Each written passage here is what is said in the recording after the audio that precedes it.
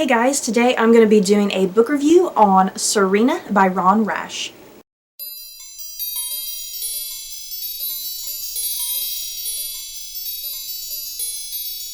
Serena takes place in the mountains of Depression-era North Carolina and follows that of Serena and George Pemberton as they strive to create their timber empire. George and Serena are ruthless in their endeavors to create their empire, and they will vanquish anyone who gets in their way. Serena is a novel about greed and corruption and the lengths anyone will go to get what they want.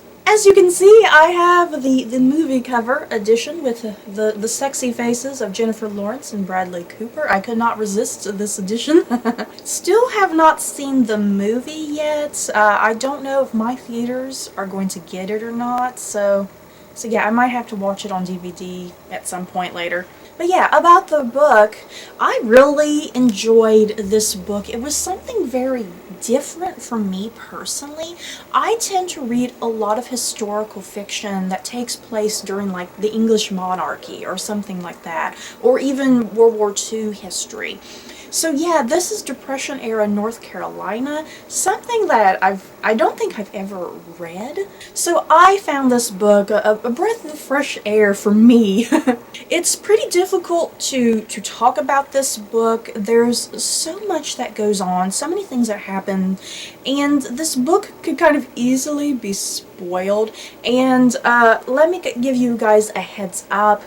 If you're curious to read this book after this review, I highly suggest you do not read the synopsis on the back of this book. I wish I had not read the synopsis, because I think the synopsis spoils pretty much kind of the last half of the novel, weirdly enough. Rather than setting up the novel, it kind of sets up like the last half of the novel.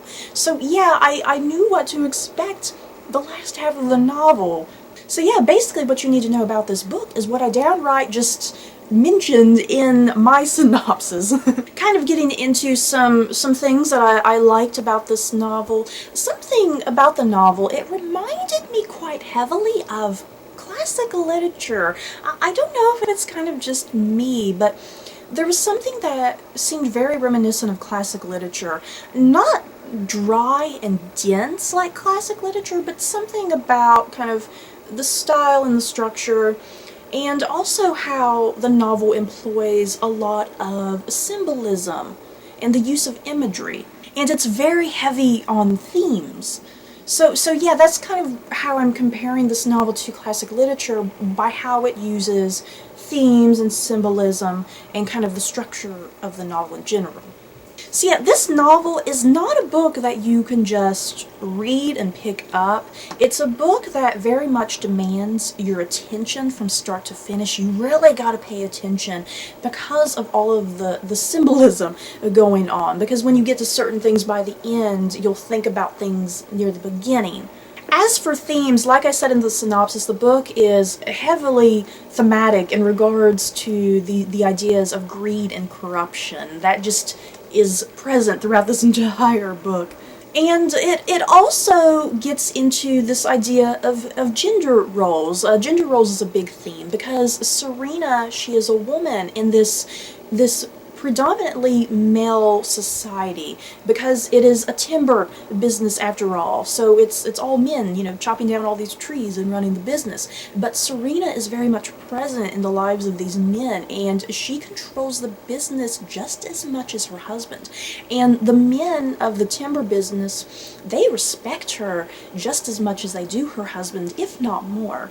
So yeah, Serena, even though she is in this predominantly male world, she doesn't linger in the background like some of the other female characters. She is very much in the front. And kind of just talking about Serena herself, it's just so interesting because this novel is called Serena, but you really don't know that much about Serena herself. She is very much a mystery. And there's even a part in the novel when a photographer is coming to take Serena's picture. And when the picture is developed, Serena, her face is blurred. And I found that very symbolic because of her being blurred, and that her character within the novel is a very blurry figure.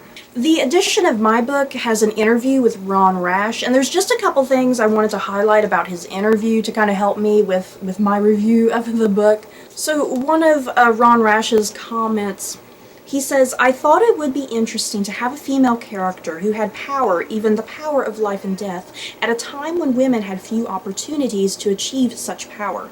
Her ruling a timber camp full of men struck me as even more intriguing." My thoughts exactly, kind of basically stating what I've already said. There's really only two major female characters in this novel. We have Serena, but then we also have Rachel, and Rachel has an illegitimate child from Serena's husband, George. So Serena, you know, is a very modern woman, but Rachel is more of a proper woman, you know, considered at the time. So in the novel, Serena and Rachel are very much polar opposites, and they work very well off of each other because of how opposite they are. And then Rash's second comment that I want to highlight, he says that I wanted to write a novel that had the sensibility and, to a degree, the structure of an Elizabethan play. And then Rash goes on to kind of say that he sort of made Serena, the novel, to be almost like Macbeth by William Shakespeare. And I'm so mad at myself that I did not see the Macbeth parallels. If you know anything about Macbeth, Macbeth is about a husband and wife who are trying to gain positions of power, and if anyone gets in their way, they dispose of them. And in the play, the husband and wife are very much swayed by corruption and greed, very much like George and Serena in this novel. So yeah, I just found that really fascinating, that Serena, it's basically Depression-era Macbeth. And then the last thing I wanted to bring up about Rash's interview, he says, "You can bring the place more intensely to the reader's mind, which allows the reader to enter the story more fully. To understand that place as fully and in as many ways as possible, which includes how the place influences the character's sense of reality." This book is very much about atmosphere.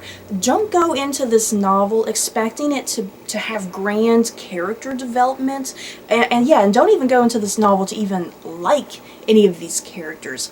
The book, in some ways, is not so much about the characters, it's about how the characters function within this atmosphere, within this world of the Timber Empire. The setting of this novel, it becomes a character in its own way, and you see how these characters are functioning within that setting, and how the setting is affecting them. The characters, in some ways, are just players in this environment. And in turn, the environment affects every single thing that these characters do, which I loved. I thought that was just genius writing from Rash. The way the characters and the environment just all kind of flowed into one. And Rash's writing is just very beautiful and general. I found it so descriptive, not in an overly descriptive way, but with just enough description that I could really sense everything. Plus, I live in North Carolina too, where the book, you know, takes place, the state. So since I live here in the States, I was able to tell that Rash did his research. I didn't feel like he was bullshitting his way through a place that he never researched. But yeah, overall, this was a truly fantastic novel. I'm glad I read it. Very, very intense from start to finish. I think there may have been a hint of predictability going on throughout the novel, but even though I may have kind of predicted some things early on, that still didn't ruin my enjoyment of the novel. But yeah, still a very immersive read. I love reads like this that really get me thinking. So have you guys read Serena, or do you plan on reading Serena? Just let me know down below. So that's it for this book review. I hope you guys enjoyed. Don't forget to like, comment, and subscribe. And if you liked this book review, you may like these other book reviews. Bye, guys.